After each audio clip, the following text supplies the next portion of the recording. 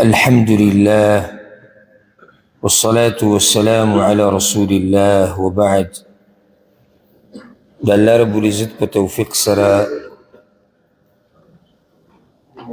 د سورة البقره 283 نمبر آیت پورې خبره شوې وه او په دې اخرني آیتونو کې الله رب العزت بعض آداب او مسائل بیانول چې د هغې تعلق د قرض و د لین دین سره دی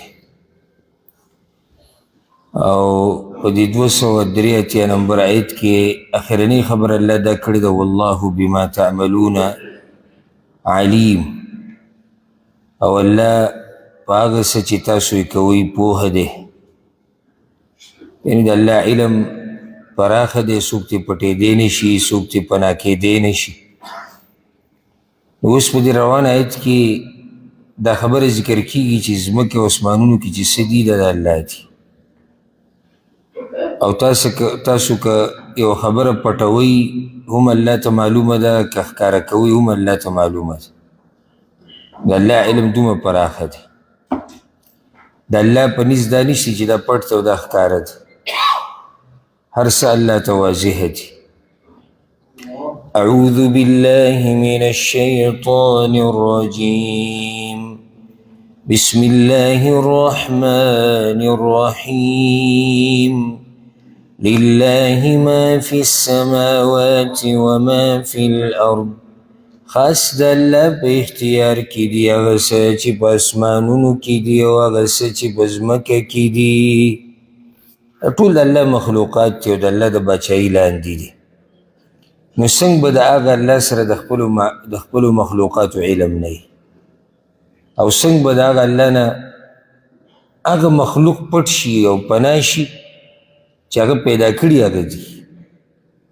نو ځمکې او اسمانونو کې چې څوک هم دي سره د ځمکې او اسمانونو د ټول د الله په بادشاهۍ کې دي وَإِن تُبْدُوا مَا فِي أَنفُسِكُمْ او که تاسو ښکاره کوئ هغه څه چې ستاسو په زړونو کې دي او تخفوه یا پټوئ هغه یحاسبکم به الله حساب به کوي تاسو سره په هغې باندې الله فیغفر لمن یشاء نو بخنه کوي هغه چاته چې خوښه شي ویعذب من یشاء او عذاب ورکوي هغه چاته چې ویې غواړي والله على كل شيء قدير او الله په هر شي باندې قدرت لرونکی دی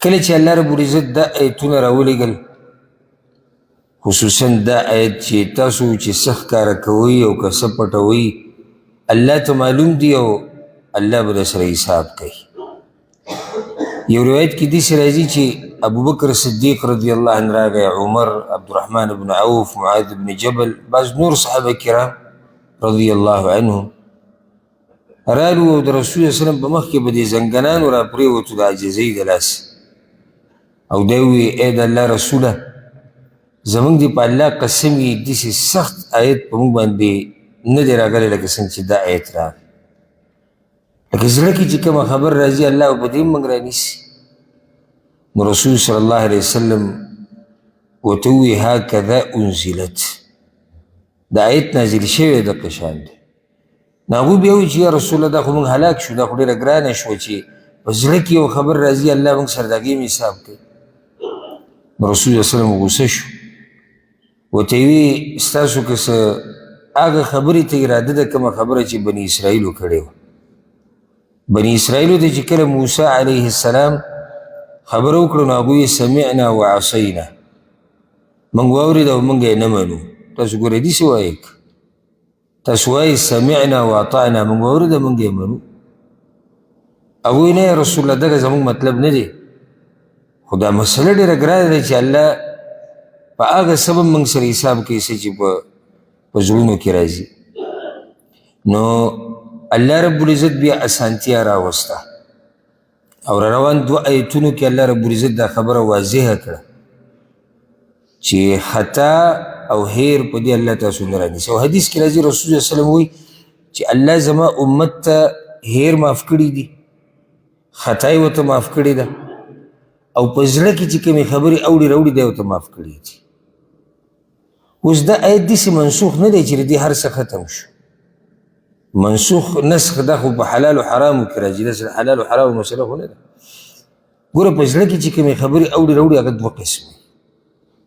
یو قسم هغه دي چې الله په موږ رانیسي، نو دا آیت د هغې دپاره شو. بل قسم هغه دي چې الله په موږ نه رانیسي. لکه اوس یو سړي په زړه کې هسې شیطان ورته وسوسې اچې راچې عارضي پکې اوړي راوړي او دی ځان منع کوي د هغې نه او دغه طرف له توجه نه ورکوي، رب العالمین په دې خبرو موږ نه رانیسي. دا د الله رحم دی. یو هغه دی چې په زړه کې ښه پخې نافرمانیانې پرتې دننه، د ګناه خبرې نور داسې څه چې هغې کې د الله نافرماني عارضي نه وي، بلکې د سړي کې په خپله د خباست پروت وي او د نافرمانیانې او د ګناهونه الله په دې رانیوه کوي.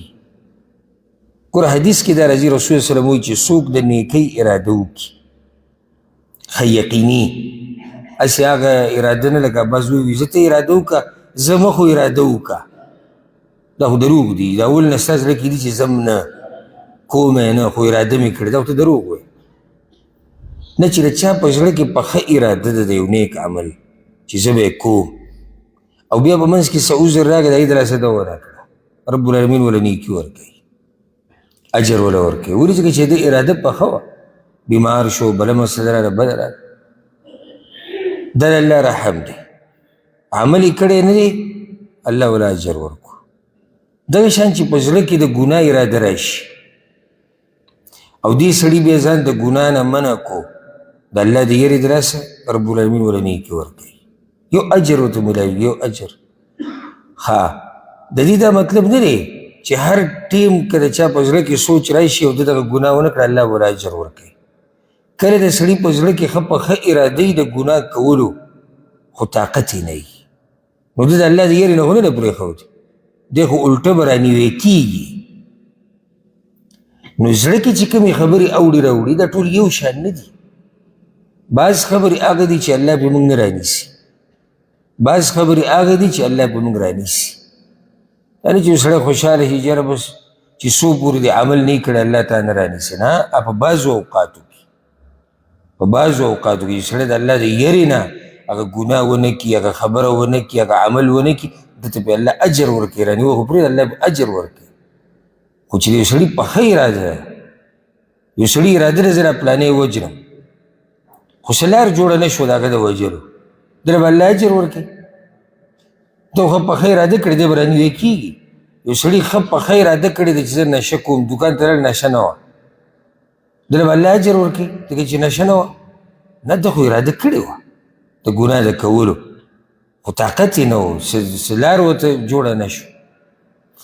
دې آیت کې یرم ده چې څه تاسو راښکاره کوئ څه پټوئ، الله وایي ما ته معلوم دي زه به سره حساب کوم. یره هغه دا ده چې کله ته ګناه کوې که نه د خلکو نه پناه یې، نو دا آیت ساته ګوره د الله نه پناه نه یې. که ته د دیوال نه پناه یې ته د الله نه پناه نه یې. که د شپې تیاره ده نو کوم رب چې د تیاره پیدا کړې د هغه نه خو پټ نه یې. یاره چا وانه اورېدو چا ونه لیدمه او صرف په موبایل کې یا د موبایل نه به دا شیزونه ډیلیټ کوم، ته خو به هر څه د هغې نه ډیلیټ کړې، خو د رب العالمین سره چې کوم حساب دی د هغې نه به څنګه ډیلیټ کړې، د هغې نه به څنګه صفا کړې. نو څه چې تاسو راښکاره کوئ الله وایي یا څه پټوئ یحاسبکم به الله، الله به سره د هغې حساب کوي. ها بیا د الله خوښه دی چې چا ته معافي کوي او چا ته عذاب ورکړي. خدای د ساتئ چې کله داسې ګناه واقع شي چې د هغې دلاسه انسان کافر کېږي، لکه یو سړی شرک وکړي، دا اوس الله مضبوطه فیصله کړې ده چې څوک په شرک باندې مړ شو دته بخښنه نشته.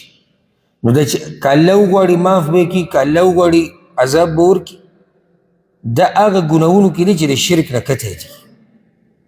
لکه یو سړی دی ګناه کبیره یې کوله او مړ شو، موږ وایو چې دروغ یې وي، دروغ ګناه کبیره ده مثال، او دی مړ شو توبه یې ونه ویسته، اوس دی د الله د مشیت لاندې دی.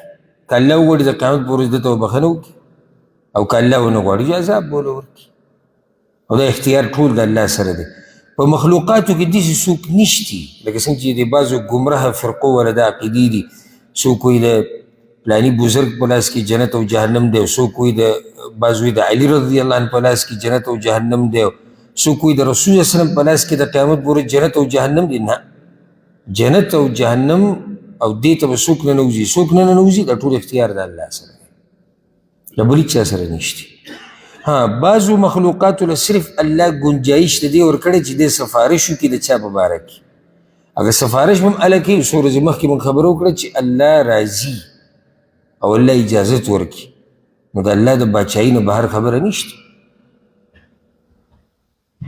په دې روانو ایتونو کې بیا رب العالمین صحابه کرامو ته مسله اسانه کړه چې نه په هره خبره رانیونې شته نو یو سوال زړه ته دا راځي چې الله د مخکې نه ولې دا مسله داسې نه بیانوله چې اول یې دا بیان کړه چې تاسو به زه رانیسم په هره خبره باندې یا زړه کې چې ساوډي راوړي ګوره دا امتحان یې پته ولګي کله رب العالمین مسله سخته راولېږي بیا یې اسانه کړي چې د سختې مسلې په دې وخت کې د خلکو د ایمانونو پته ولګي هر وخت خو به داسې نه چې سمه غواړو یو حق به الله وایي او نه به هر وخت پستې او اسانې مسلې امتحان هم وي کله سخته راشي کله مشکل راشي نه کې د ایمان پته لګي دا اخرني دوه ایتونه د سورې بقرې چې کوم دي دا ډېر اوچت شان والا ایتونه دي ډېر اوچت شان والا او حدیث کې دا راځي صحیح بخاري کې او صحیح مسلم کې رسول الله صلی الله علیه وسلم وایي من قرأ بالآیتین من آخر سورة البقرة فی لیلة کفتها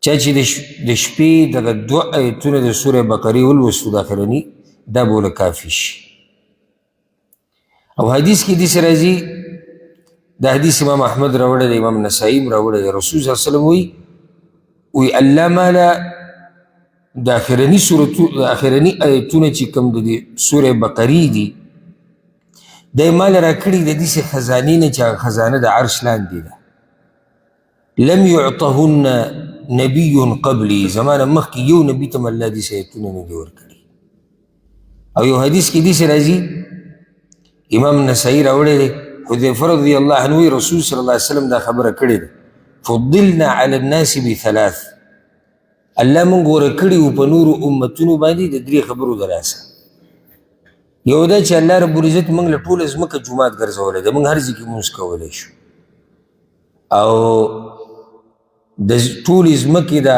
خاوره چې ده الله زموږ دپاره پاکه ګرځولې ده مونږ په تیمم کولی شو یوه دا دویمه او زمونږ صفونه په منځه کې الله داسې ګرځولي دي لکه څنګه چې د ملایکو صفونه دي او درېیمه ده چې الله رب العزت د سورې بقرې اخرني ایتونه ماله راکړي دي د یوې خزانې نه چې هغه د الله د عرش لاندې ده او دا زمانه مخکې نه چاته داسې ورکړی شوي دي او نه به چاته داسې ورکړی شي یو حدیث کې داسې هم راځي امام ترمذي راوړی دی نعمان بن بشیر رضی الله عنهما وی الله رب العزت د ځمکې او د اسمان د پیدایش نه 2000 کاله مخکې یو کتاب لیکلی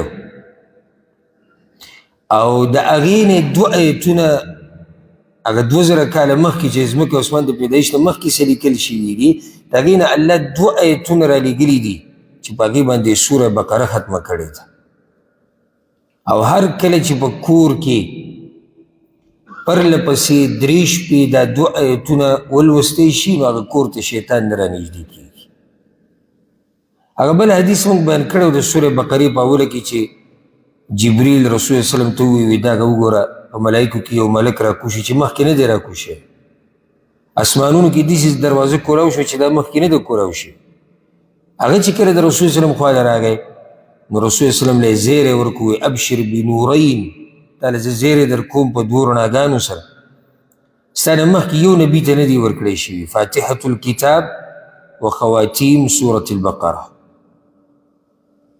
سورة الفاتحه او د سورې بقرې د اخرني 2 ایتونه یو روایت کې داسې هم راځي او دا روایت امام احمد راوړی د رسول الله صلی الله علیه وسلم وایي اقرأوا هاتین الآیتین من آخر سورة البقره دا 2 ایتونه ډېر لولئ چې د سورې بقرې په آخره کې دي فإن الله اصطفى بهما محمدا صلی الله علیه وسلم. الله رب العزت په دې دوه آیتونو سره رسول الله وسلم غوره کړی دی. داسې آیتونه مخکې چاله نه دي ورکړي. نو دا ډېر فضیلت والا آیتونه دي دا دوه آیتونه چې دي. او دا ورسره یاد ساتئ په دې اخرني آیتونو کې رب العالمین د صورت ټوله خلاصه ذکر کړې ده. د صورت خو تقریبا دوه نیمې سپارې دی. هغه ټوله موضوع بیا په دې اخره کې راغلی چې هغه موضوع د ایمان ده او د توحید ده. په ټولو انبیاو باندې ایمان، په کتابونو باندې ایمان، په آخرت باندې ایمان. هغه ټوله خبره الله هغه اخره کې لنډه موږ ته ذکر کړې ده. آمن الرسول، ایمان راوړی دی رسول. داسې ښکاري لکه دا چې د یو سوال جواب وي، لکه څوک دا سوال دا دومره اوږد صورت ووایي که نه، او بیا زړه کې دا سوال راشي چې په دې صورت باندې به عمل څوک کوي. دا خو ډېر ګران کار دی او دې کې خو ګران احکام دي او دې کې دا دي او دې کې دغه دي. جواب یې داسې میلاو شو چې رسول هم دا صورت مني او د هغه چې کوم تابعدار مؤمنان دي هغوی مني، هغوی پې عمل کوي. هغوی ته خو اسان دی عمل کول.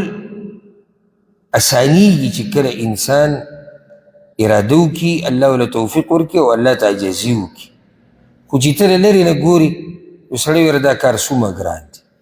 لکه هسې مثال په ولی درس ته کېناسته، یو سړی دې سره عادت نه نه دې طرف ته توجه شته چې لرې نه ګوره به څومره ګران کار دی. یا بیانول شو لکه د قرآن تفسیر کول د اول سر نه آخري سره به څومره ګران کار، بیا په روژه کې او دا څومره ګران کار. دې کې شک نشي دا ګران کار دی، خو دا بیا الله اسانوي بعضو خپلو بندګانو ته. نو دې آیت کې هم دا خبره بیانېږي چې رسول او مؤمنانو خو ایمان راوړی دی، هغوی خو په دې صورت باندې عمل کړی دی. آمن الرسول، ایمان راوړی دی رسول. رسول نه مراد زمونږ رسول صلی الله علیه وسلم دی.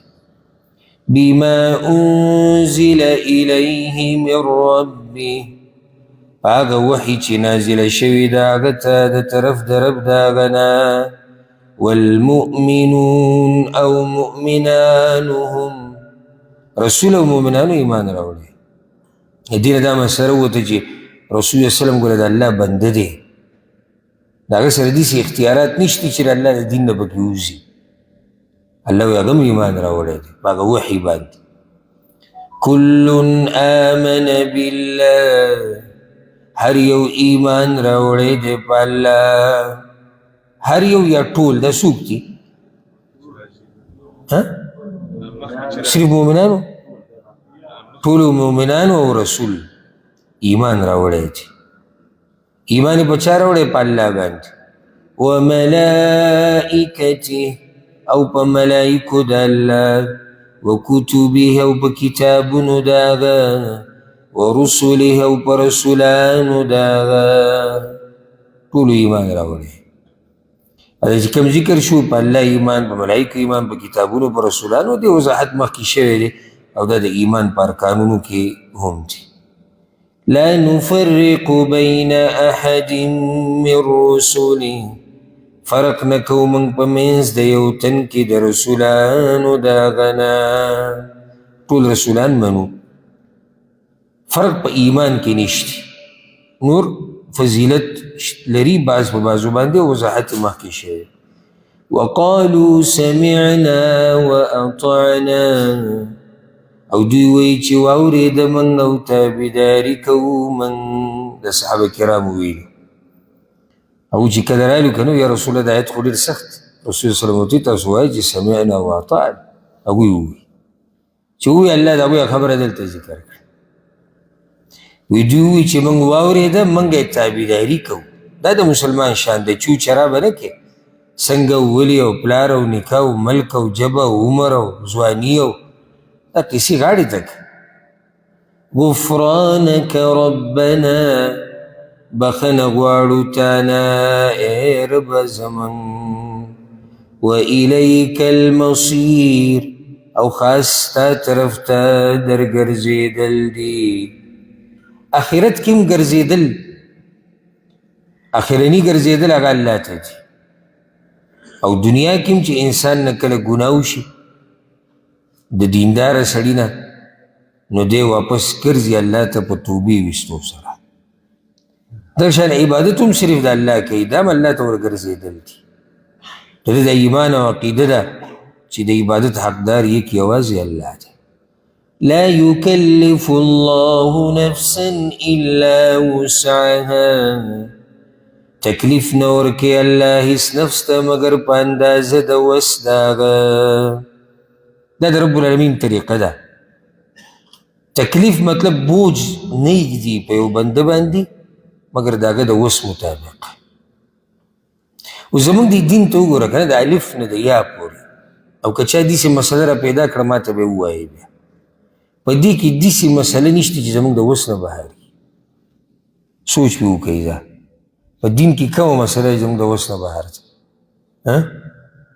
او که چېرته چا بعض حالات ذکر کړو چېرې غریب سړی دی هغه وایي چې زکات زما د وس نه بهر دی نو په تا زکات شتي نه ته څنګه دا مسله بیانوې یو سړی وایي یاره بیمار دی او په ولاړه لمونځ نشي کولی په ناسته که شریعت هغه دپاره بل حکم بیان کړی خو داسې مسله څوک نشي را پیدا کولی چې هغه زموږ د وس نه بهر وي دا کیدی نشي چې الله دې په بندګانو هغه څه لازم کړي چې هغه د بندګانو د وس او طاقت نه بهر وي دا د الله احسان دی لها ما كسبت وعليها ما اكتسبت د دغه نفس دپاره بدله د هغه عمل ده چې ده کړی دی او په دغه نفس سزا د هغه عمل ده چې ده کړی دی که ښه دي کړي دي لها بدله به یې درته میلاوي که بدي کړي دي علیها بدو سزا درته میلاوي لنډه خبره الله وکړه که ښه کې یو ځان سره کې او که بد کې ځان سره کې ستا دا ښه کول د الله سره ښه کول خو نه دي او ستا دا بد کول د الله سره بد کول خو نه دي بعض چې داسې لکه دینداري وکړي نو بیا تقریبا دې خبرې ته جوړي چې ویې کړي چې زه د الله سره ښه کوم چې زه د هغه بندګي کوم نیکه مې کوه او بعض دین د چا د غوسه کولو دپاره وایي زه به دا ګناه وکړم لکه دینداره سړي سره ورانی شي که نه هغه ورته یو نصیحت کړی یو وخت کې چې داسې کوه اوس خو بالکل نه کوم زه دا مطلب چې اوس ونه کوم چې دغه عالم یا دغه دینداره سړی وي بس د آخرت لاړ تباه و برباد شو او ته ځان تباه کړي خپله فایده ده خپل نقصان دی ربنا لا تؤاخذنا اے رب زمن مرانی سمن بعض علماوی وی دا دعا مؤمنانو غوښتلې ده د الله دومره خوښه شوه چې قرآن کې ذکر کړی ده او حدیث کې دا راځي چې دا دعاګانې کله مؤمنانو وغوښتې نو رب العالمین ورته وایي قد فعلت ما داسې کړي دي ما داسې کړي دي درې پیرې ورته وایي دا دعا ستاسو قبوله شي او بعض وایي دا الله موږ ته ښیي چې داسې دعا د الله نه غواړي ربنا لا تؤاخذنا اے رب زمن مرانی سمن ان نسینا کچرته هیر کو من حکم ستا او اخطأنا یا خطا شمن یا الله که موږ نه څه هیر وشي موږ مرانیسه موږ په خطا مرانیسه ورسره دا مسله یاده کې هیر دوه قسمه دي هیر دوه قسمه دي په یو باندې الله تعالی رانیسي ګوره یو هغه سړی دی چې دینداره سړی دی د الله د احکامو پابند دی ولې نه خبره یې هېره شوه داسې سړی الله یې نه رانیسي یو سړی دومره بېدینه دی چې د بېدینۍ د لاسه د ده نه د الله احکامات هېر دي دی هم الله یې نه رانیسي بیا خو مزې شو بیا د رانیوي کېږي څوک لکه اوس یو سړی دی د مثال والا ښه د مانځه پابند دی یو وخت داسې راغی چې دا کنې هېر شوي نو یو وخت مونځ ته هېر شوی بیا ورته که رعایت شو په بل ټیم وکړو یا د سره رعایت نه شو ته دنیا نه دغه شان لاړ الله یې نه رانیسي یو سړی دومره بېدینه دی چې د سره مانځه له توجه نه ورکوي د ده نه هم هېرېږي د ده دا هېر او په هغه هېر کې فرق دی هر هېر الله موږ ته نه معاف کوي دا ډېره قیمتي فایده یاده کړي بل دا چې که موږ خطا شو موږ باندې خطا هم دقه شان دوه قسمه ده. یو هغه خطا ده چې سړي ته د مسلې پته نشتي، نه غواړي چې د الله د حکم خلاف ورزي وکړي، خو یو کار کې واقع شو. یو هغه دی چې هغه بېدینه دی، دې طرف ته د سره توجه نشتی چې د الله د احکامو خلاف ورزي کېږي او که نه کېږي، نو دغه رانیوی کېږي. ربنا ولا تحمل علينا، او ای ربا زمون مبار کوه په موږ باندې اصرا درون بوج كما حملته على الذين من قبلنا، لکه څنګه چې بار کړی و تا په هغه کسانو باندې چې زموږ نه مخکې وو. یعنې یا الله په موږ باندې درانه احکام مه بار کوه، لکه څنګه چې تا په پخوانو امتونو باندې بار کړي. پخوانو امتونو کې ډېرې ګرانې مسلې وي، ها د هغوی په وخت کې هغه د هغوی دپاره وي او د هغوی سره مناسب وي، ځکه چې لا یکلف الله نفسا الا وسعها، زموږ دپاره ګرانې وي. نو الله احسان دا وکړو چې هغه ګرانې مسلې او را به شي انشاءالله د رسول وسلم په باره کې چې دا پیغمبر الله را لېږلی دی دپاره دی چې هغه درانه احکام چې پخوانو امتونو باندې وو چې هغه الله دې امت ته معاف کړي. نو د مؤمنانو دا دعا الله قبوله کړې ده، یا الله په موږ باندې هغه درانه بوجونه مه بار کوه کوم چې په پخوانو باندې وو.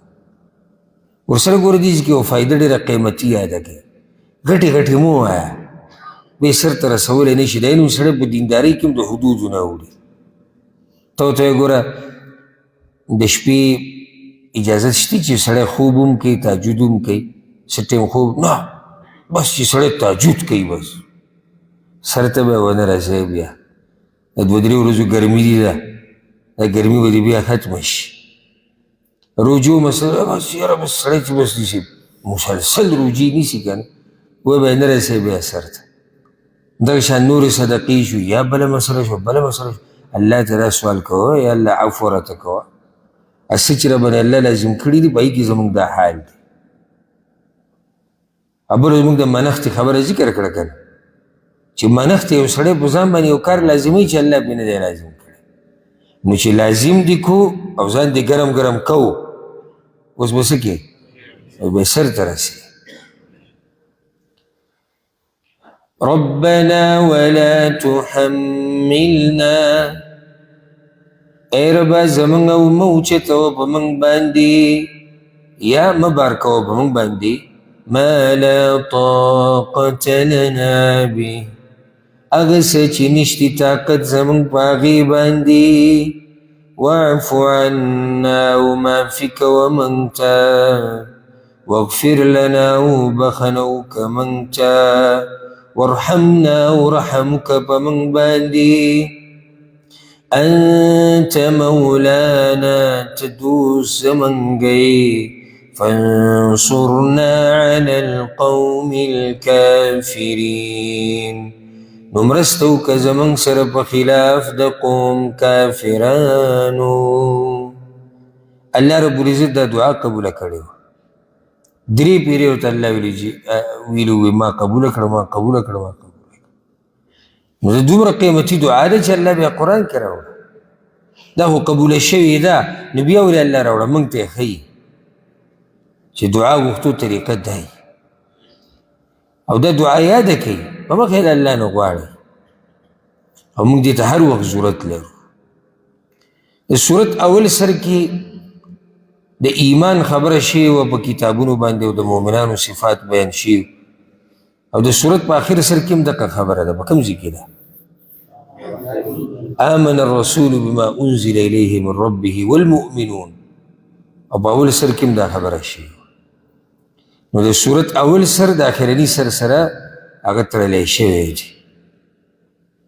او د دې نه بعد چې کوم صورت دی صورت آل عمران. صورت آل عمران مدنی صورت دی او په دې کې 200 آیتونه دي، او مصحف کې چې کوم ترتیب دی په هغه اعتبار سره دا 3 نمبر دی، نازلېدو په اعتبار سره دا 9 نمبر دی. او که بعض خبرې ځان سره نوټ کوئ نو فایده به تاسو ته که نه ما ته فایده میلاوي کیدای شي که څوک لیکلو کې ما ته به پیسې ډېرې میلاویږي درس په آخره کې دا فایدې دپاره چې سړي ته پته وي چې زه څه مې ویلي دي څه مې نه دي ویلي چې انسان خپل وخت ضایع نه کړي چې څه اوري هغه یاد وساتي دې دپاره چې الله یې وبخي او دویمه دا چې که سبا له چاته بیانوي نو په خپل هم پوه شو بل به هم پوه وکړي نازلېدو په اعتبار سره 9 نمبر صورت دی 9 نمبر صورت دی مقصد د صورت چې سړی پکې سوچو کې عام مقصد د دې دقه دی په اسلام باندې مضبوط پاتې کېدل دا خبره پکې بیان شوې ده چې په اسلام به مضبوط پاتې کېږي او ورسره د اهل کتابو د شبهاتو رد شوی دي تفصیلا خصوصا د نصاراو د شبهاتو رد شوی دي ها د دې صورت ډېر نومونه دي مشهور نوم چې کوم توقیفي نوم دی هغه آل عمران دی آل په عربۍ کې خاندان ته وایي عمران هغه نیکعمله سړی او د آل عمران څوک دي دا یحیی علیه السلام دی عیسی علیه السلام دی مریم علیه السلام د ټولو تذکره په دې صورت کې شوې ده دې ته سورة الامان هم ویلی کېږي کله دا صورت څوک یې زده کړي که نه نو دی په امن کې شي د غلطې عقیدې نه د عیسی علیه السلام په باره کې خصوصا دې ته سورة الکنز هم ویلی کېږي دا خزانه ده په دې کې رازونه پراته دي خصوصا د عقیدې سره چې تعلق ساتي دې ته سورة المجادله هم ویلی کېږي مجادله هغه بحث و بحثه او ماریزې چې د نجران نصاراو کړې وې د رسول صلی الله علیه وسلم سره او دې ته سورة الزهرا هم ویلی کېږي پړقېدونکې ستوری او دا خو موږ چې کله دې صورت فضیلت بیانو د سورې بقرې نو دې تذکره پکې شوې و رسول صلی الله علیه وسلم ویلو اقرؤوا الزهراوین دا دوه پړقېدونکې ستوري لولئ یو سورة بقره دویم سورة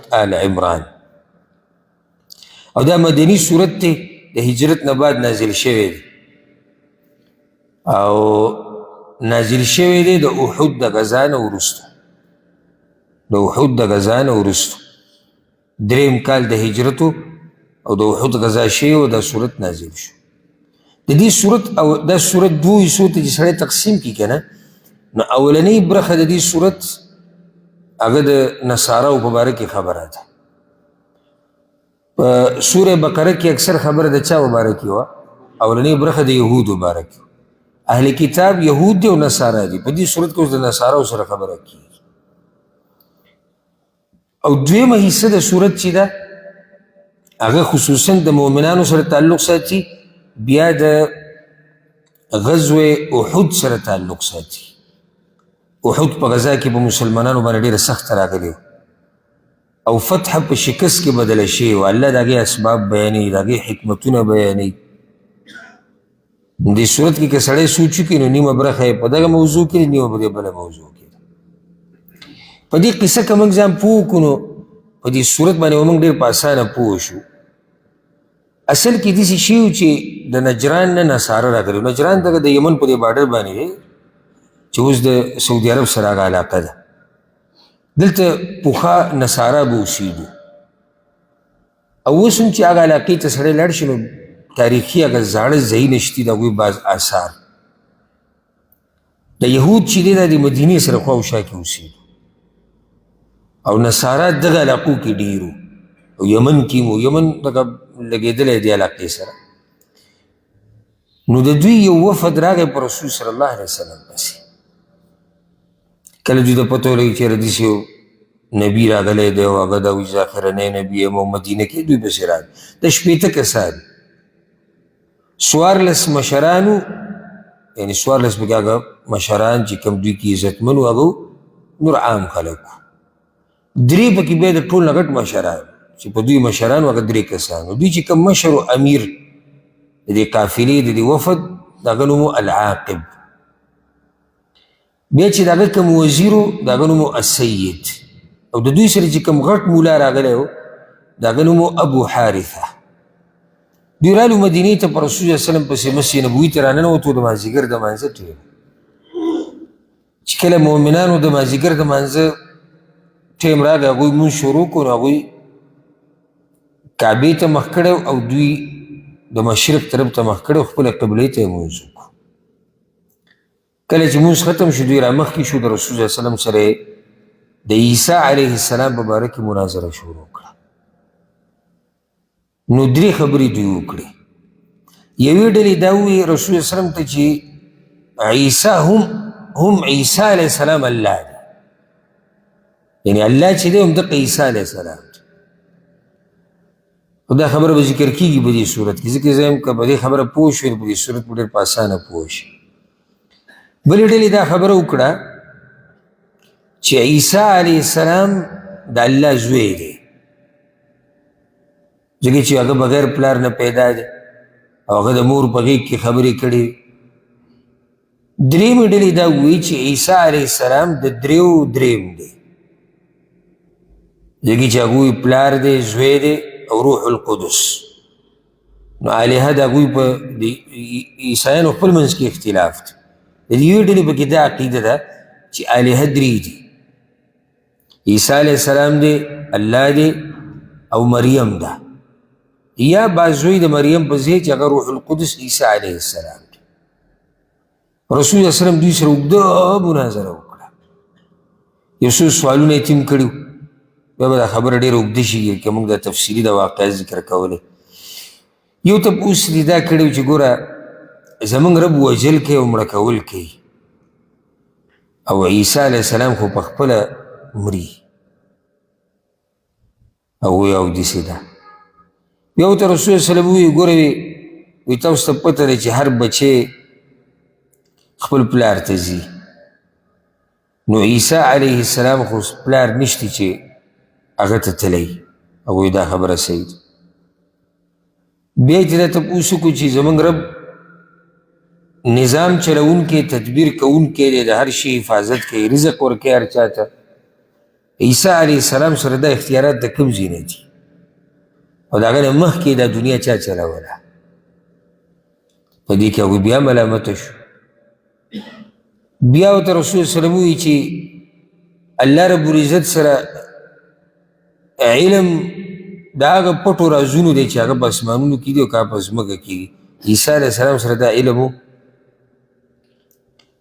او که علم و نو ستاسو د ګمان مطابق تاسو وایي چې هغه وجلی شوی دی، پانسي کړی شوی دی، ولې هغه ته دې پته نه وه؟ په دې کې هغوی بیا ملامته شو. رسول صلی الله علیه وسلم ته نور تپوسونه وکړو. نور یو تپوس یې دا کړی و چې عیسی علیه السلام تاسو وایي چې پیدا شوی دی د مور نه، هغوی ته یاو نو دغه شان هغه د مور په خېټه کې اوس هم چې د نور ماشومانان دي او دته هغه غذا او خوراک میلاوېدو څنګه چې د نورو ماشومانانو ته د میندو په خېټو کې میلاوي هغوی ته یو. نو دا څنګه رب دی چې خوراک څښاک کوي؟ او دا څنګه رب دی چې هغه د مور په خېټه کې وخت تېروي او هلته رابند شوی دی؟ الغرض ډېر اوږد بحث شوی د رسول صلی الله علیه وسلم سره دوی. نو بیا ورته رسول صلی الله علیه وسلم وویل الا تسلمو، اسلام ولې نه قبلوئ؟ هغوی ته قد اسلمنا قبلک، موږ خو د پخوا نه اسلام قبول کړی، ستا نه مخکې موږ قبول کړی. رسول صلی الله علیه وسلم ته کذبتم، دروغ ووایي.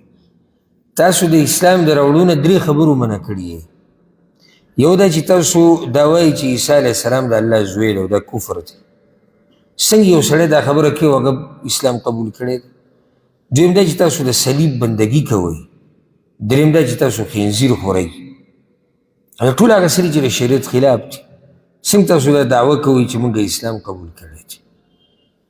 بیا د مباهلې دعوت پکې وشو. دا مسله را روانه چې راځئ زه به خپل بچي او خپل چې څه دي بیبیانې او چې نور څوک دي او زه به خپله به راوځم یو میدان ته او تاسو هم راوځئ او الله ته به سوال وکړي چې په موږ کې کوم دروغجن دی، الله دې په مرګ راولي او لعنت به پرې ووایو. هغوی موږ له ټیم راکړه، موږ به مشوره وکړو.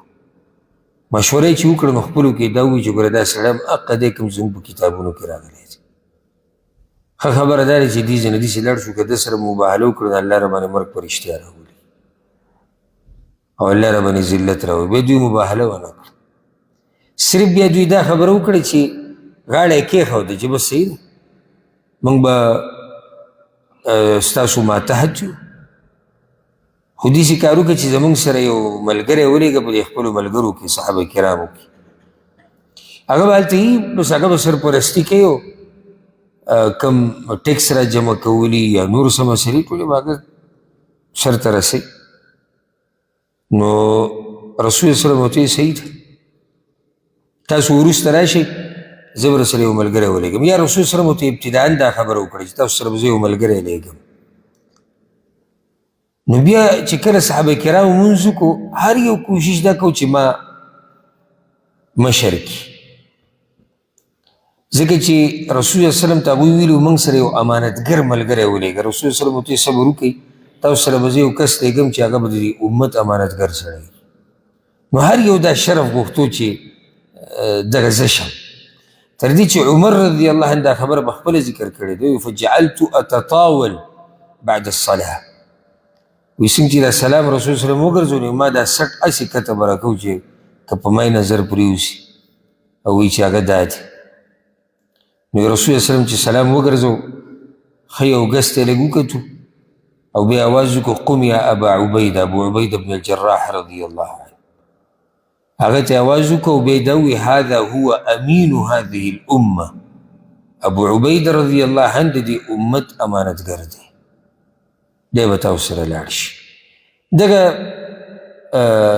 قصه وه او بیا غالبا دا صورت چې دی ما تاسو ته چې اولنۍ برخه هغه هم د دقې مسلې وضاحت کوي د توحید د عقیدې او د دې خبرې چې عیسی علیه السلام د الله زوی نه دی او نه عیسی علیه السلام اله دی نه د عیسی علیه السلام په لاس کې هغه اختیارات شته کوم چې د الله سره دي او دویمه برخه د دې صورت هغه بیا تعلق ساتي د احد د غزا سره او په خپل ځای کې د هغې تفصیل به انشاءالله الته بیانو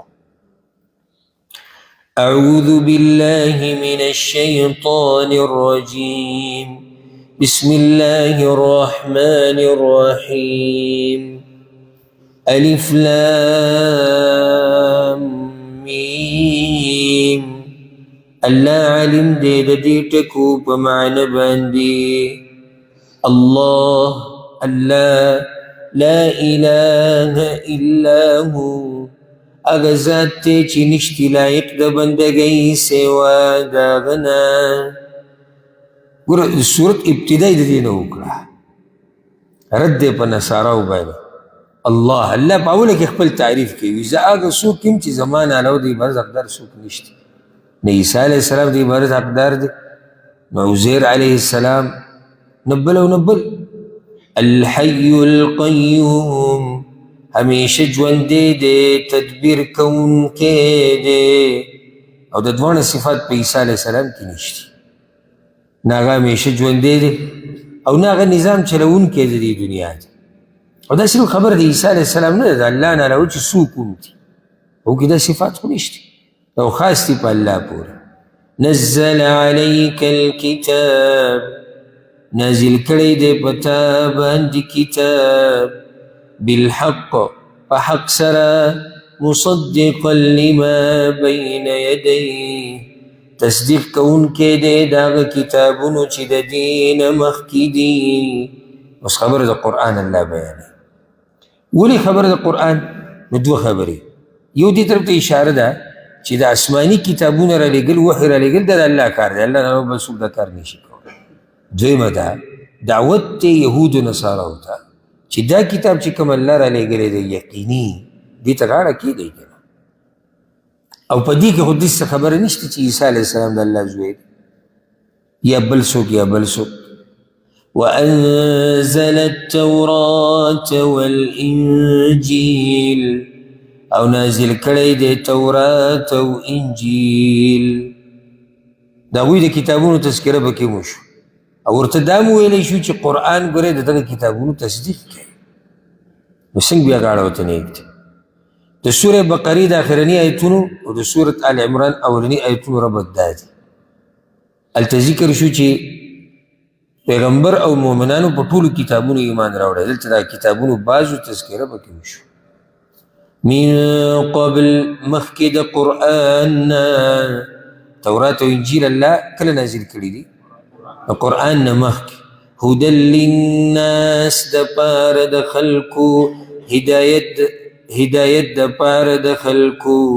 وانزل الفرقان او نازل کړی دی فرق راوستونکی په حق او باطل کې. اوس بعض علما وایي فرقان دلته مراد کم کتاب دی؟ نو بعض وایي فرقان نه مراد ټول آسماني کتابونه دي. یعنی الله دا درې ذکر کړو، قرآن ذکر کو، تورات او انجیل، او بیا لنډ الله دا وایي چې څومره آسماني کتابونه چې دي هغه ما رالیږلي دي. ځکه چې هر آسماني کتاب فرق راولي حق او باطل کی. او بعض علماء وی نه الفرقان نه مراد قرآن دی. نو د قرآن خو تذکره وشوې وه، نو بیا صلی الله وی چې ما قرآن را لېږلی. نو دا په دې چې دې منځ کې د تورات او د انجیل تذکره راله، نو الله پسې بیا د قرآن تذکره وکړه چې د دې قرآن د لاسه زاړه کتابونه ټول منسوخ شوي دي. همدا آخرنی کتاب دی. إن الذين كفروا بآيات الله یقینا کسان چې کفر کړی دی په آیتونو د الله، انکار کړی د کتابونه نه دي منلي، لهم عذاب شدید د دوی دپاره عذاب سخت دی. والله عزیز ذو انتقام او الله زورور بدلا غستونکی دی. ان الله لا يخفى عليه شيء یقینا الله نه پټیږي په هغه باندې څه شی فی الارض ولا فی السماء، په ځمکه کې او نه په اسمان کې هېڅ شی نه پټیږي. دا خبره ولې وکړه؟ نو یو دا چې وګوره د الله شان دا دی، نو د الله نه رو څوک دی چې د هغه دا شان دی؟ تاسو خو مناظرې کوئ لګئ، څوک د عیسی علیه السلام الوهیت ثابتوي، څوک د بل چا، څوک د بل چا. نو دا صفت د چا دی کوم چې د الله دی، چې پټې خبرې د ځمکې او د اسمانونو ورته معلوم. دویم الله په دې کې دوی یروي چې ګوره الله باندې څه پټ نه دي. الله تاسو اینې او ستاسو دا مناظرې او ستاسو دا بحثونه تاسو چې کوم توحید مبارک کوئ، الله وایي دا ماته معلوم دي. صحیح یروي الله. هو الذي يصوركم في الأرحام، هم الله اغا ذات تے چی شکلون درکی تاسو تا پرحمونو دمیاندو کی کیف یشا سنگ چی وغواری. اللہ اغا ذات تے چی تاسو لشکلون درکی. اس دی کی یو خود اللہ شان بیان شو عظمت، اور سر دا خبری تم اشاره لی چې عیسی علیه السلام خو په خپله د مور په خېټه کې او عیسی علیه السلام له مور د مور په خېټه کې چې کله و، نو دا شکل هغه ته د کوم ځای نه میلاو شوی دی؟ خو الله ونه ورکړی. نو خو الله ته محتاج و، خو د الله بنده و، نو څنګه یې د الله سره شریک کوئ؟ او بار بار دې خبرې ته ضرورت نشته چې دا خو دا زه د عیسی علیه السلام په دې یادوم ځکه چې دا مناظرې خبره مې تاسو ته وکړه. نور دا عامه ده که یو څوک وایي چې پلانې بابا، پلانې پیر، پلانې بزرګ، نو دغه بابا پیر بزرګ هم یو وخت کې د مور په خېټه کې و. نو څنګه دی بیا د الله سره شریک شو، د الله سره برخدار شو، او حال د هغه دا دی. بله مسله دې دا راووته چې شکلونه الله رب العزت ورکړي، د الله په مخلوق پورې به استهزا نه کوئ. دې سړی ویلی شي چې پلانې رنګ یې تور دی، یا هغه پلانې چې دنګ دی، هغه پلانې چې چیت دی، هغه پلانې چې پوزه یې غټه ده، پلانې چې سترګې وړي دي. کله سړی داسې یو نښه ذکر کوي چې سړی وپېژني، خو به طور د استهزا به نه وي، به طور د استهزا به هغه نه وي چې ته خاندې په چا پورې، مسخرې به نه کې د الله په مخلوقاتو پورې. دغه به وي عبدالله بن مسعود رضی الله عنه وایي زه د سپي په باره کې خبره نه کوم، چېرې دا سپی داسې داسې د یېرېږم د الله نه چې الله مې چې ته راونه نیسي. نو که سړی خبر ورکوي د یو چا د صورت په باره کې د قد و قامت په باره کې جدا خبره ده، خو به طور د استهزا په چا پورې خاندل چې پوزه یې داسې وه، خوله یې داسې وه، غوږونه یې داسې وو، مخ یې کوږ و، سر یې داسې و، خېټه یې داسې وه، به طور د استهزا دا نه ده پکار. د دین الله او د الله رسول منع کړي. لا اله الا هو، نشتی لایق د بندګۍ سوا د هغه نه. بار بار دا خبره کېږي ځکه چې مسله دقیقې روانه ده.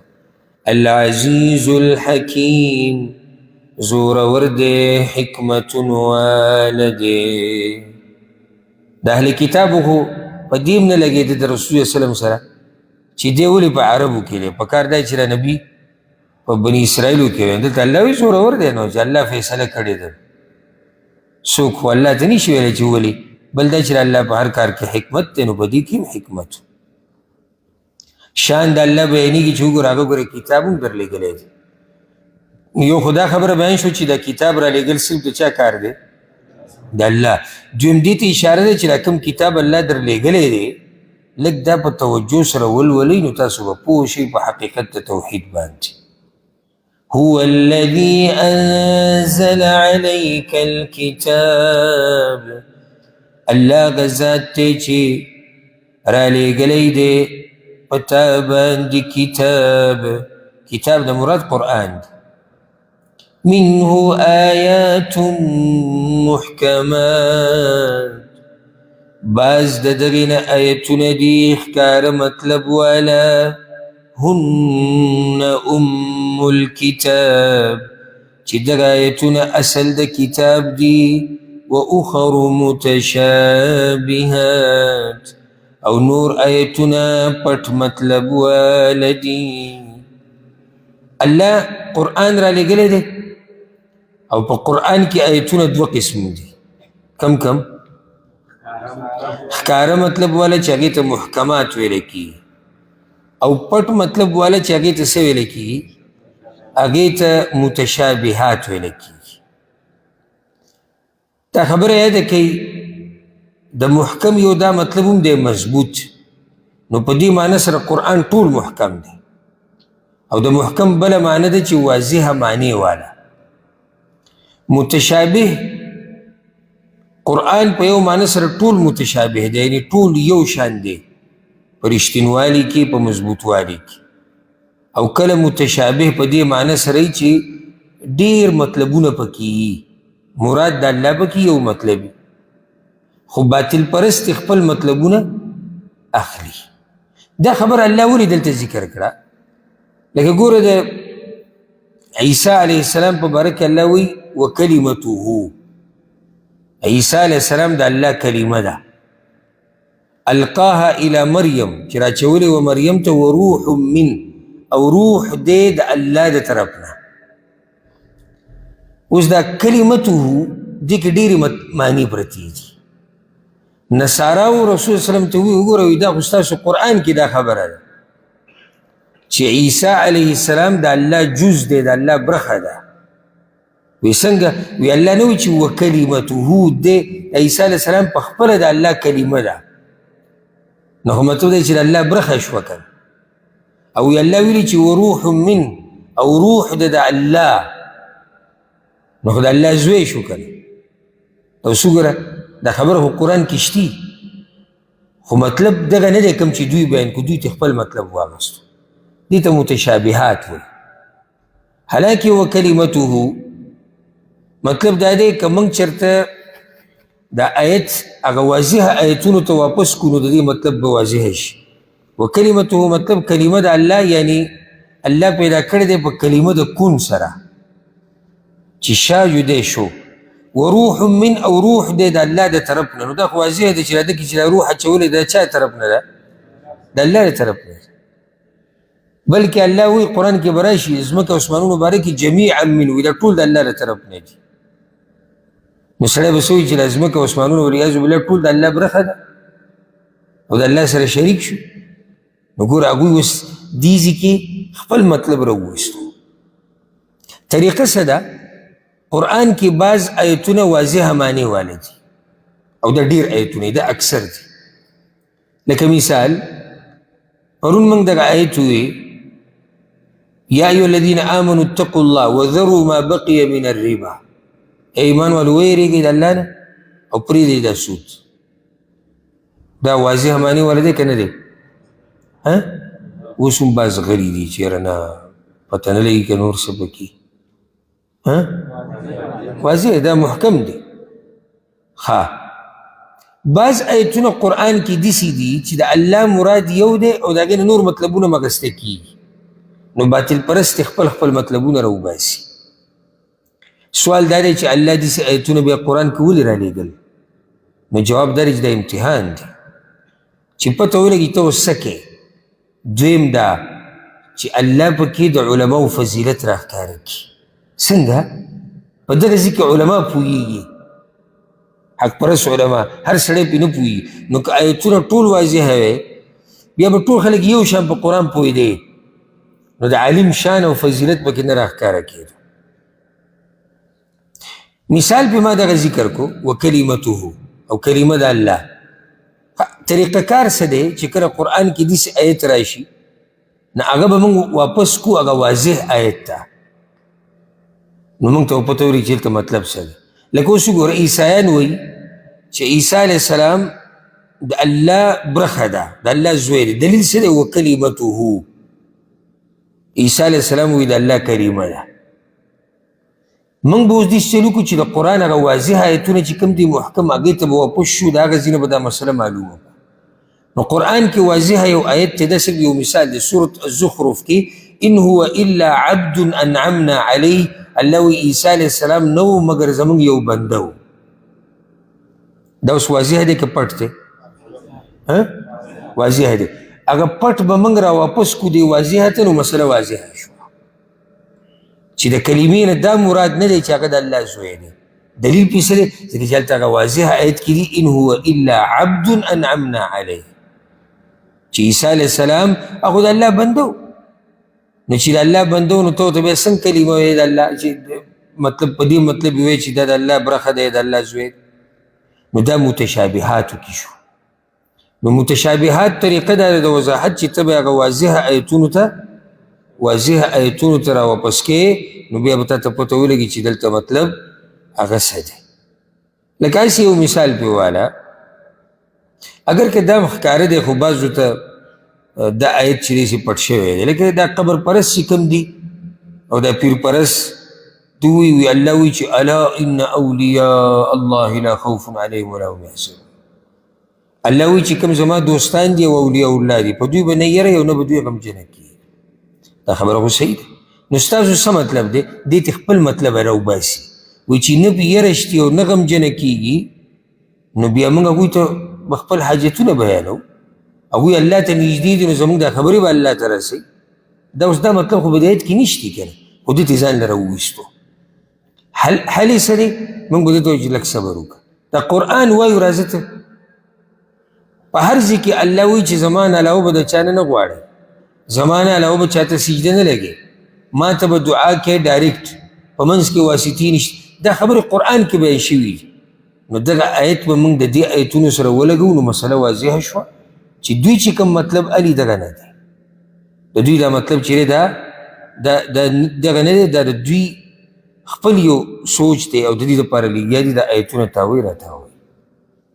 بله فایده دا یاده کړئ، متشابهات چې قرآن کې کم دي دا په درې قسمه دي. دا پټو معنو والا کم آیتونه چې دي یا ډېرو معنو ډېر مطلبونه ترې اخیستی کېږي. یو هغه متشابه دی چې صرف علم د الله سره دی، هېڅ انسان ته د هغې پته نشته. لکه د الله صفات قرآن کې ذکر شوي دي که نه، چې د الله صفات، د الله مخ دی، د الله لاس دی. اوس د حقیقت د دغه صفت او کیفیت هغه الله ته معلوم دی، کیفیت الله ته معلوم دی. موږ صرف دومره منو چې او د الله صفت دی، په حقیقي معنو سره منو. بعض متشابهات هغه دي چې هغه انسان را پیدا کولی شي چې کله کوشش وکړي. لکه قرآن کې یو آیت ستا مخې ته راغی، په هغې کې ډېر مطلبونه کیدی شي او تا کوشش وکړو د هغې د وضاحت ته لټولو، ته پې پوه شوې. بعض متشابهات هغه دي چې صرف خاص علماو ته معلوم دي، عام مسلمانانو ته نه دي معلوم. نو دا درې قسمه متشابهات په قرآن کې شتي، او دا یو اوږده موضوع ده. تیر شوي کال نه د هغې نه چې کوم مخکې کال و 2020 کې یا 2023 کې ما درسونه کړي وو په دې عنوان باندې اصول التفسیر، د تفسیر اصول. په هغې کې ما د دې محکم او متشابه باره کې تفصیلي خبره کړې وه. دلته صرف دومره بیانه شو چې موږ پې څه نه څه پوه شو او د آیت واضحه شي. بنیادي آیتونه کم یو دي؟ محکمات. کم ځای کې دي چې دا بنیادي دي؟ هن ام الکتاب، هن ام الکتاب. دغه آیتونه اصل د کتاب. اصل څنګه؟ یعنی دا متشابهات به ته دې بنیاد ته راواپس کې، نو چې دې ته راواپس کې نو هغه آیتونه به واضح شي. لکه اوس ګوره قرآن کې دا راځي الرحمن علی العرش استوى. رحمان په عرش د پاسه دی. څنګه د پاسه دی؟ تاسو غلي شو څنګه د پاسه دی؟ موږ ته پته نشته، کیفیت موږ ته نه دی معلوم. دا متشابهات. یا دا اوس چې موږ وایو الف لام میم، الله ته دې معنی معلومه ده، اگر که بعضو علماو کوشش کړی خو نور پوره معنی یقیني معنی مراد هغه الله ته معلوم. فأما الذين في قلوبهم زيغ، بس هر چې هغه کسان دي چې په زړونو د هغوی کې کوږوالی دی، فیتبعون ما تشابه من، نو دوی روانیږي په هغه ایتونو پسې چې پټې معنی واله دي د دې کتاب نه. هغه ښکاره معنو واله پسې نه ځي. په کومو معنو واله پسې ځي؟ پټو معنو واله. ولې؟ ځکه چې په دې کې دوی خپل کار چلوي. اوس لکه ښکلی مثال به موږ د عیسایانو ورکو. ښکاره ایتونه شتي چې عیسی علیه السلام د الله بنده دی، دوی هغه ایتون له نه ځي. دوی ځي هغه ایتون له چې په هغې کې ډېرې معنی کیدی شي، نو دوی پکې هغه معنی راوباسي چې هغه د دوی د مذهب او د عقیدې سره برابر دي. ځکه الله وایي ابتغاء الفتنه، د پاره د لټولو د فتنې، چې فتنه جوړه شي. نو واضح ایتونه پرېښودي، په نورو پسې روان. وابتغاء تأویله، او د پاره د لټولو د حقیقت د هغې. غواړي دا چې د حقیقت او تفسیر او وضاحت د دې آیت هغه موږ دقه شان وکړو لکه څنګه چې زموږ خواهشات غواړي. د دې دپاره لګیا دي. وما يعلم تأويله إلا الله، او نه پوهېږي په حقیقت د هغې باندې مګر الله. او دا ما تاسو وایي چې متشابهات درې قسمه دي. یو پکې هغه دی چې په هغې صرف الله پوهېږي. نو اوس دوی انښتي دي په هغه متشابهاتو پورې چې الله د هغې په معنی پوهه دی. لکه تاسو دا واضح ایتون له ولې نه راځي؟ واضح له چې راشي بیا خو مسله بلکل واضحه کېږي، په دوی باندې بیا رد کېږي. نو ځکه هغه واضحه مسلې له نه راځي. او په دې باندې ډېر زیات مثالونه او زما ذهن کې شتي چې دا باطل پرست د قرآن نه استدلال کوي په خپلو بدعاتو او خرافاتو باندې، خو بیا به رانه خبره ډېره اوږده شي. والراسخون فی العلم، او هغه کسان چې پاخه دي په علم کې. اوس ګوره که چېرته ته د دې آیت تلاوت کوې که نه، او ته داسې وایي چې وما یعلم تأویله الا الله، او نه پوهېږي په حقیقت د دغه آیتونو مګر یو الله، او دلته ودرېږي، مطلب دا چې حقیقت صرف الله ته معلوم دی. والراسخون فی العلم، او کوم چې پاخه دي په علم کې، دا اوس تا بله خبره شروع کړه. او که چېرته وقف په دې ځای کې وکړي، لکه بعض علما وقف دلته دی وما یعلم تأویله الا الله والراسخون فی العلم، دلته به ودرېږي. نو بیا مطلب دا شو چې د دې متشابهاتو په حقیقت باندې الله پوهه دی، او کوم علما چې په علم کې پاخه دي هغوی پې پوهه دي. نو دا ما تاسو ته وایي چې متشابهات په درې قسمه دي. دوه قسمونه هغه دي چې په هغې باندې علما پوهېږي.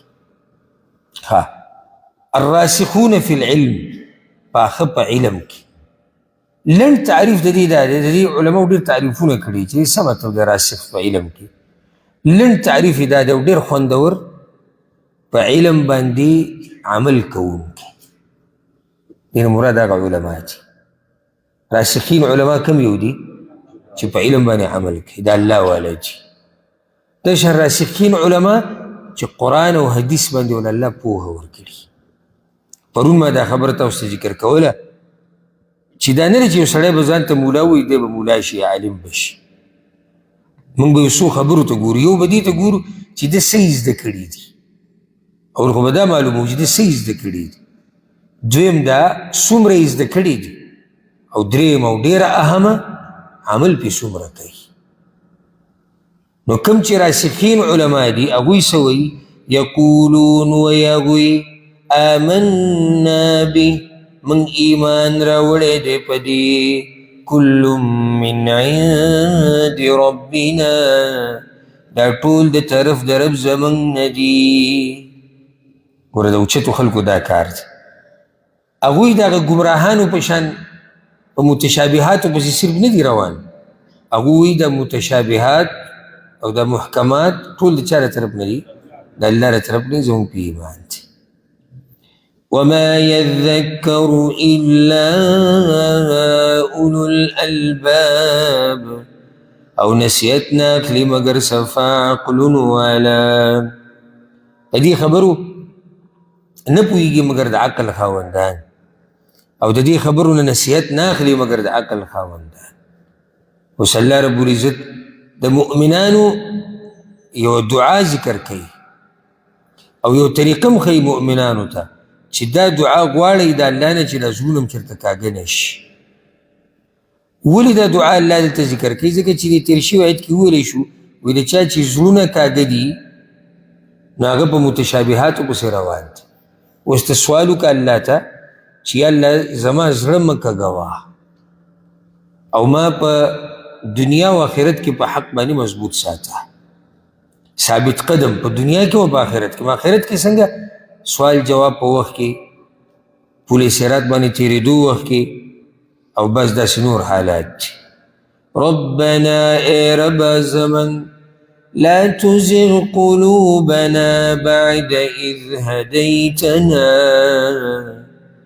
مکه ګوا زړونه زموږ وروستو د دې نه چې تا موږ ته نیغه لار وښوه الله اکبر دا ډېره قیمتي دعا ده مکه ګوا یا الله زړونه زموږ وروسته دې نه چې تا موږ ته نیغه لار وښوه یو خو هغه سړی دی چې د اول نه ورته نیغه لار نه ده معلومه په کږه روان دی دی په کږه روان دی تباه دی خو زه د اول نه ور روان دی یو هغه دی چې نیغه لار ورته ښکاره شي او د هغې نه بعد بیا کږې ته راوړي لویه بدبختي ده نو دا دعا یاده کوي په مخه غواړئ د الله ورسره هغه دعا هغه چې حدیث کې راغلي ده یا مقلب القلوب ثبت قلبي علی دینک هم دغه مطلب ده چې الله ته زړونه اړې راړې زما زړه په دې دین باندې مضبوط کا حدیث کې ډېرو حدیثونو کې دا خبر راغلی ده چې د آدم د بچو د زړونه ټول د الله د دوو ګوتو په منځ کې دي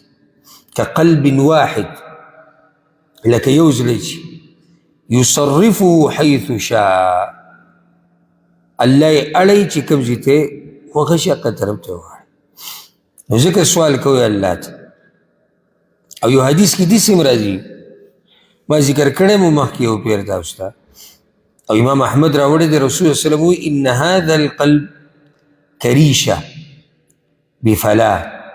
بفلاة من الأرض تقيمها الريح ظهرا لبطن وإذا دې زړه مثال داسې دی که نه لکه یو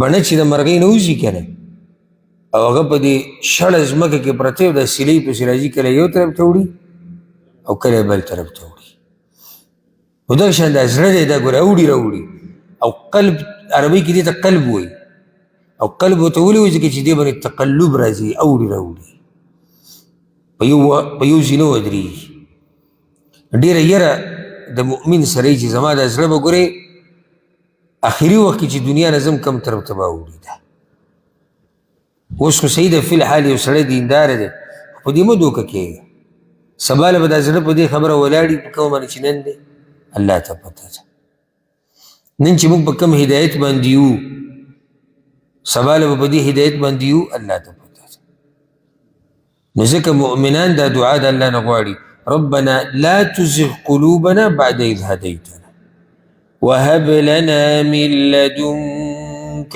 رحمة او رو بخ منگ تا دا خپل طرفنا مهربانی انك انت الوهاب یقینا تورکون کی بغیر دا غختونا وهاب دا اللہ نوم دے معنی دا دا آغا ذات چی بندتی لاسه شی غختل نی ہوگا ولا ورکی اوس اللہ منگ لگور سمر سرا کری دی و دی کی گور لگ منگ دا اللہ نا غختلی دی دیر اللہ بی دا غختون منگ لرا کری دی بی دا غختون اللہ منگ لرا کری تشان دی دا معنم دا آغا رب چی داغا ورکڑ بی حساب دا ربنا یا رب زمن إنك جامع الناس ليوم لا ريب فيه يقينا تراجم كون كي خلق لرا غورزتا چه الشك نشتي پاغي كي يا الله تب دا خلق راجم كي معنی دا چتا دا خلق پالتو ندی پیدا کری بلکہ اورستا ٹاکلی دا پائی کسی شک نشتی دا خلق بتا گئی تراجمہ کے ان اللہ لا يخلف المیعاد یقینا اللہ خلاف نکی دا وعدی خبلی او وعد دا اللہ صدا چلا خلق براجمہ کے قیامت اس دا کافرانو انجام بیانے او دا ایتون واضح دی دا کافرانو انجام بیانی انجام د کافرانو مطلب چاچی دا خبری بیا ندی منلی او دا کتابی ندی منلی دا کم چی اس تفصیل ذکر شو دا ہوئی حال داج ان الذین کفروا یقیننا کسان چی کفری کڑے دے لن تغنی عنهم اموالهم ولا اولادهم لری بنکی دا دوی نمالونا دا دوی او نبچی دا دوی من اللہ شیئا دا عذاب دا اللہ نسشے بچی او مالونا بدی ذکر کرو ذکر چی پا کفر کی دا واقع کی دو یو وجہ دا چی سڑے دا دنیا سر دومر محبت کی چی آخرت دا سر توجہ دی اللہ وی هم دق دنیا چی رکمی دنیا دلا سدوی دا کفر کرے دے دا دنیا بورد اللہ دا عذاب پا مقابلے کی اس فائدہ ورنکی او دا مسلمانوں دا پارم دا خبر دا سوک چی دا دنیا دا پار لگیا دا بیدینی کئی کنا او دا دنیا دا پار دا اللہ عبادت پا صحیح طریقے سر نکی دا دنیا گولے ذرا برابر فائدہ دا پا آخرت کی نشور کول وَأُولَئِكَ هُمْ وَقُودُ النَّارِ او هم دغه کسان دوی خشاک دور دی کدأب آل فرعون حال د دوی پشان د حال د فرعونیانو دے والذین من قبلهم او دغه کسانو چې د دوی نه مخکیو فرعونیان ولی خاص ذکر شو سمودیانی ذکر نکړو عادیانی ذکر نکړو وجه دا ده چې بنی اسرائیلو کی د فرعون دا قصه ډیره مشهوره کاغه یهودیان دی او کاغه نصارا دی نو هغه څوک ورته ذکر کړي چې په هغوی کې مشهور دا نصارا دا یهودیان چې غاړه نیږدي دی حق ته الله بالکل حال د دوی په شان د حال د فرعونیانو دی سی چل کړه هغوی کذبوا بآیاتنا دروغ جنی گنلی ویتنا زمن فأخذهم الله بذنوبهم نراونی والاغوی لرا اللہ فسبب دا گناہنو داغوی والله شدید العقاب او اللہ سخت عذاب والدے دا قسم آیتون وسلم یاد ساتی لیکن چی دیرو تا بس صرف دا قیاد دے چی اللہ غفور رحیم اللہ پا گناہون رانیوم کئی فاخذهم اللہ بذنوبی بلدہ چی اللہ کوئی سر ظلم نو کڑا چی اسی رانیولیو دا صد لاسا ګناهونو د لاسه. اوس الله رب العزت پیغمبر ته وایي چې ته کافرانو ته دا خبره وکړه. د دې نه مخکې چې موږ دغه آیت ووایو د دې په شان نزول کې یو څو خبرې بیانېږي. یو خبر هغه دا بیانېږي چې کله مسلمانانو ته فتح ملاو شو په بدر کې او مسلمانان یو سو، نو رسول صلی الله علیه وسلم د مدینې دا یهود را جمع کړو. د یهودو چې کوم بازارو خصوصا د بنو قینقاع قبیلې خپل بازارو غټ او یهودیان اکثر تاجران و مالدار خلک، نو د هغوی په هغه بازار کې را جمع کړو. رسول صلی الله علیه وسلم ورته دا وویل ای یهودیانو، د قریشو د حال نه تاسو خبر شوئ چې الله څنګه ذلت په هغوی باندې د بدر په میدان کې راوستو. فاسلموا قبل ان يصيبكم ما اصاب قریشا، نو اسلام قبول کوي مخکې د دې نه چې دغه حالات په تاسو راشي، د کوم حال چې په دغه راغی په قریشو باندې.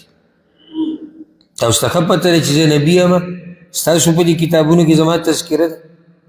هغوی ورته جواب کې ووی رسول الله وسلم ته وی لا یغرنک، په دې مه دوکه کېږه ته د یو داسې قوم سره مخامخ شوی وي چې د هغوی څه تجربه نه وه د جنګ،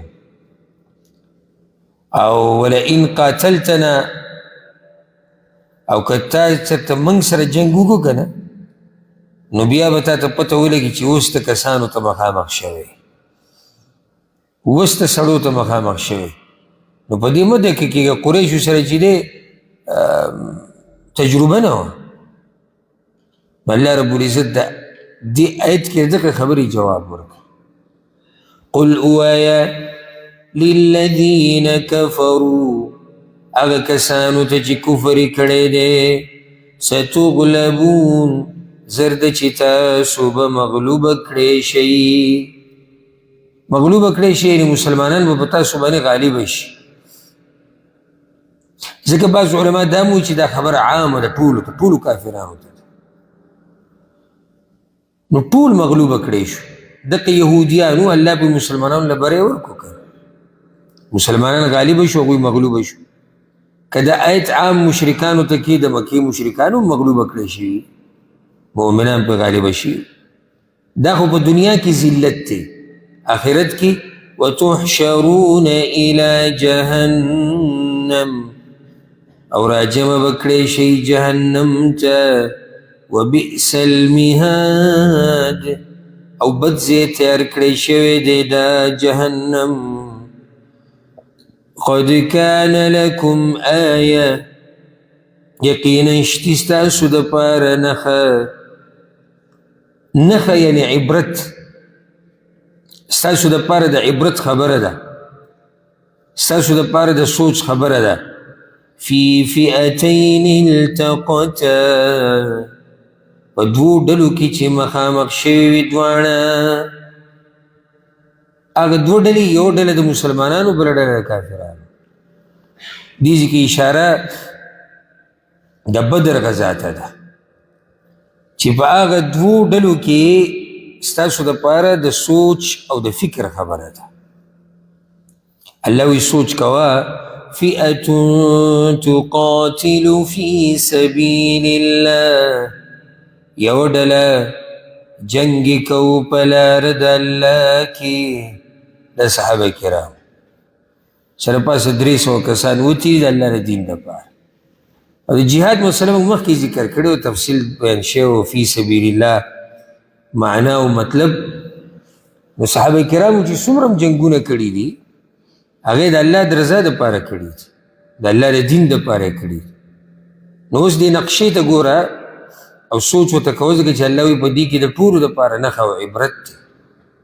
یو ډله راغلې ده د الله د دین دپاره، واخرى کافره، او بله ډله کافره ده. یو طرف ته کافران دي، بل طرف ته مؤمنان دي.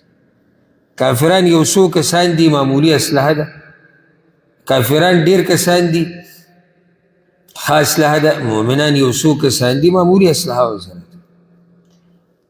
اصل خبر هغه دا دی چې دا ډلې جنګیږي پس اصل مسله دا ده اصل مسله د دې نه دی چې اسلحه چا سره ډېره ده او افراد چا سره ډېر دي خبره دا ده چې راغلي سلدینو خو الله ووایي چې فئة تقاتل فی سبیل الله دا یو ډله راغلې ده د دې دپاره چې د الله دین غالب شي دا بله راغلې ده د الله د دین د مقابلې دپاره يرونهم مثليهم رأي العين دوی هغوی لره لیدل دوی هغوی لره د خپل ځان نه دوچنده په لیدلو د سترګو سره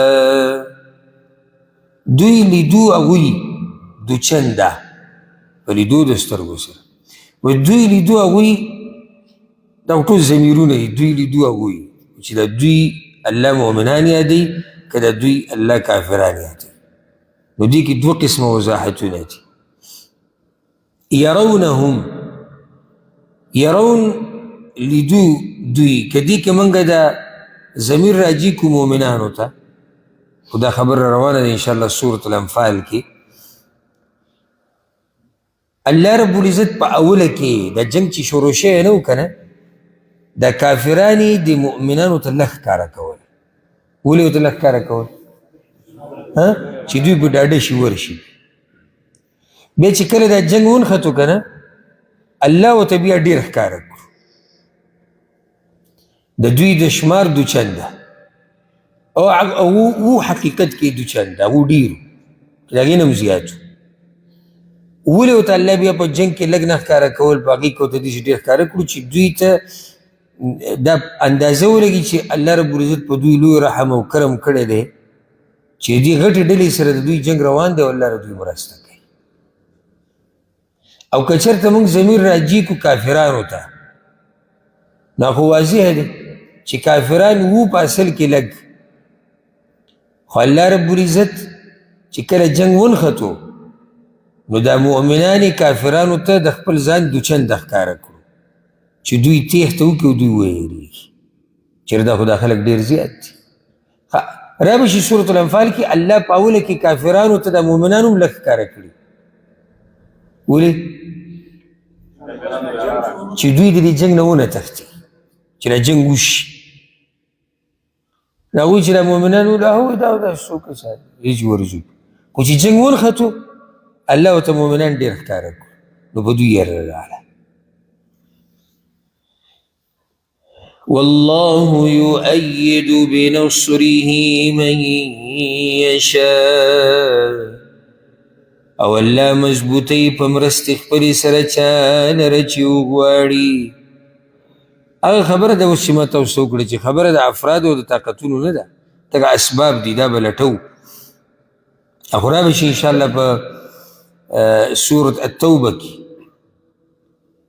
عفوا سورة الانفال کې الله وایي چې څومره طاقت ډېرولی شي ډېرې کوي خو دا بیا هم اسباب دي چې څو پورې د الله مرسته نه وي که نه هغه ته پورې څوک نشي کامیابېدی والله یؤید بنصره من یشاء إن في ذلك لعبرة لأولي الأبصار یقینا په دې کې عبرت دی د پاره د خاوندانو د عقلونو د عقل خاوندان په دې خبره سوچ کولی شي په دې کې ډېر لوی د سوچ خبره پرته ده خو د هغه چا دپاره چې عقل یې کار کوي او یا عقل استعمالوي اوس د دې نه بعد الله رب العزت په دې روان آیت کې د شهواتو اصول بیانوي اصول بنیاد شهوتونه چې څومره هم دي په دنیا کې که نه د انسانانو چې کوم شهوتونه دي د هغې بنیادونه او اصول بیانوي په دې روان آیت کې او ورسره دا یاده کوي دا شپږ اصول دي شپږ بنیادونه دي د شهواتو ښه د همدې د کوم مخ چې تاسو کولاو کړی دی نظر هم پرې لګي که نه لګي په دې کې اولنی آیت څه دی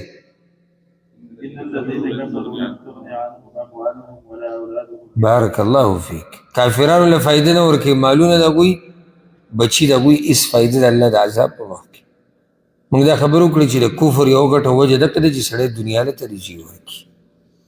نو دلته اوس الله د دنیا د شهواتو باس کوي او دا کم شپږ اصول چې بیانېږي که نه دا نه دی چې دا حرام دي، دا د انسانانو فطرت دی چې دې خبرو سره محبت دی. خو خلک دوه قسمه دي، یو هغه دي چې د دنیا او د دنیا د شهوات خپل غم او سوچ او فکر ګرځولی دی د سر آخرت ته ګوري نه، دا پکې تباه و برباد شوي دي او دا لار د کافرانو ده او بیا چې څوک په دغه نقش قدم روان. دویم هغه دي چې هغوی دا وسیله ګرځولې ده د دې سره محبت کوي، هغه محبت یې په حدودو کې دی، ورته پته دی چې دا اسم پاتې کېدو واره دي، نو خپل دین پې نه خرابوي. دا دوه قسمه خلک دي. ته به کوشش دا کې چې ته د دنیا د شهوات یو خو د مباح په حدودو کې استعمال کی او محبت به ورسره هم دومره کوي چې ستا په زړه کې د الله سره چې کوم محبت دی چې هغه کم نشي، دین سره چې کوم محبت دی هغه کم نشي. لکه پیسو سره زموږ د ټولو محبت دی، که نه ستاسو سره محبت نشتی؟ نشتی؟ خو د ټولو یو شان نه دی، د ټولو یو شان نه دی. بعض د پیسو بندگی کوي، لکه حدیث کې راځي عبد الدرهم عبد الدینار. بعض سره محبت کوي خو هغه په حدودو کې دننه چې بس د ده د ګزاره پې روانې، د ده د ژوند تېرېږي، جوړه جامه خپله، د بچو غم خادي او نور اصل توجه د ده هغه دین ته وي چې دا دین رانه ګډوډ نه شي. نو دا سړی ملامته خو نه دی، دې بغیر د دنیا نه خو ګزاره نه کېږي. او دا خو د بعضو صوفیانو او جاهلانو دا عقیده ده چې دنیا به بالکل پرېږدي او په یو ګوټ کې به ناست. دا طریقه د رسول صلی الله علیه وسلم نه دنیا هغه هم کړې وه، صحابه کرامو دنیا کوله، خو هغه نیکان خلک دنیا د هغوی هم یو حد و. او ما یو پیر دوی تاسو ته دا خبره کړې وه چې دنیا سره به ژوند داسې تېری کړي لکه ته چې په کشتۍ کې سور او د کشتۍ په اوبو کې روان یې. اوس که دا کشتۍ دې اوبو ته ننوته که نه نو دا کشتۍ ډوبېږي، او چې څو پورې دا کشتۍ په دې سر روانه یي که نه نو دا کشتۍ بچ ده. دغه شان د دنیا سره به ته ژوند تېری ډوبېږي او پکې نه، ځکه که ده نه ورلې بیا دې راکاږي او بیا دې خصم تباه کوي. خو که سرسري روانې له پاسه نو صحیح سفر پکې خپل کوه، لکه څنګه چې دا کشتۍ روانه ده بره خپل منزل ته ورسېده، ته خپل منزل ته، منزل زموږ آخرت دی، آخرت ته پکې سفر کوه. یا بله دا چې لاس کې ساته، زړه ته یې مه کوزوه، ځکه چې زړه ته یې کله کوزه کړې که نه نو بیا به د هغې سره چې دی ستا دین ته نقصان رسي. الله رب العزت دی آیت کې وایي زین للناس، ښایسته کړی شوی دی خلکو ته حب الشهوات، محبت د خواهشاتو سره. خواهشات ډېر دي، خو ما تاسو ته ووایي چې دې آیت کې هغه بنیاد بیانېږي چې د خواهشاتو بنیادونه کم یو دي. زین للناس، خلکو ته ښایسته کړی شوي دي. نو بله فایده یاده کړئ، یو هغه دی چې الله ښایسته کړي دي د حلال په مرتبه کې، دا ټولو ته ښایسته دي، او یو هغه دی چې شیطان یې ښایسته کړي هغه د حرامو په مرتبه کې دي. للناس ټولو خلکو ته، که دیندار دي او که بېدینه دي، د دوی د شهواتو سره محبت دی، دا فطرت دی. هغه شهوات څه دي؟ الله یې ذکر کوي من النساء، د زنانو نه، دا ټوله لوی شهوت دی، زنانو سره محبت. او شروع یې د زنانو نه وکړه، وجه دا ده چې لویه فتنه رسول الله صلی الله علیه وسلم وایي چې ما پرېښودې د دې امت ته، زما نه بعد چې کومه لویه فتنه پاتې شوې د دې امت ته، هغه فتنه د زنانو ده. فتنه د زنانو، لویه فتنه چې د انسان دین او دنیا تباه و برباد کوي، هغه د زنانو فتنه ده. والبنین، او د زامنو، زامنو سره محبت فطرت دی، زامنو سره محبت دا فطرت دی. او زامن څنګه چې الله قرآن کې دا خبره ذکر کړې ده چې د دنیا ښایست هم دی، دنیا پې ښایسته ښکاري، بل دا چې مور پلار امیدونه د هغوی سره تړلی شوي د الله نه بعد. والقناطیر المقنطره او د خزانو جمع کړی شو من الذهب والفضه د سرو زرو او د سپینو زرو نه. دې سره فطرت کې محبت پروت دی د سرو زرو سره او د سپینو زرو سره. والخیل المسومه او د اسونو نشاندارونه، مسومه هغه اسونه چې په هغې نښې لګېدلي، نښې یا بعض علما وایي هغه اسونه چې برګ بروږي، چې برګ بروږي دا ډېر قیمتي اس وي په مقابل د هغه اس کې چې هغه یو رنګ وي. یا المسومه هغه اسونه چې د تندي کې سپینوالی او د خپو کې معمولي سپینوالی، او دا په اسونو کې قیمتي اس وي. د دې سره محبت، او دې سره محبت دا نه چې پخوا ووسلی چې د اس سره ګوره محبت په هره زمانه کې دی، اوس هم د اسونو سره محبت دا د تقریبا هر انسان په زړه کې پروت دی. والانعام والحرث او د څاروو او د فصل نه. څاروو سره محبت په دې دی چې خوراک او څښاک کې دی، پی تسکي، ماسته، شملې، غوښه، ځمکه، فصل، د هغې نه هم د خوراک دی. نو دا هغه اصول دی، شهوات نور هم شتي، خو دا د شهواتو بنیاد دی چې کوم الله ذکر کو. بیا سبحان الله علما وی الله په ترتیب سره ذکر کړي دي، په کوم ترتیب چې ورسره انسان محبت کوي. څنګه لکه